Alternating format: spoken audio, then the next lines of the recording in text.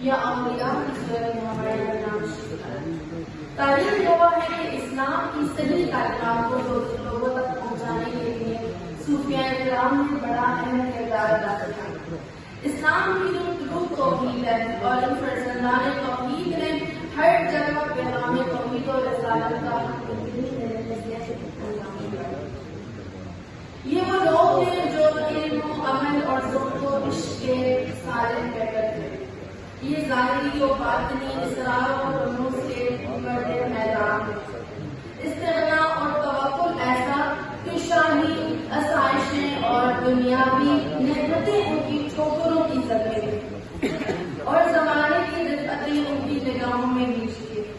انہی میں سے ایک سید علی حمدانی بھی ہے کہ جنہوں نے بے شمار کام کیے، بہت سارے کچھ چیزیں ہمارے درمیان کچھ بزرگوار نے پیش کی اور کچھ چیزیں ایسی ہیں کہ شاید اس کے بعد آنے والے پیش کریں گے۔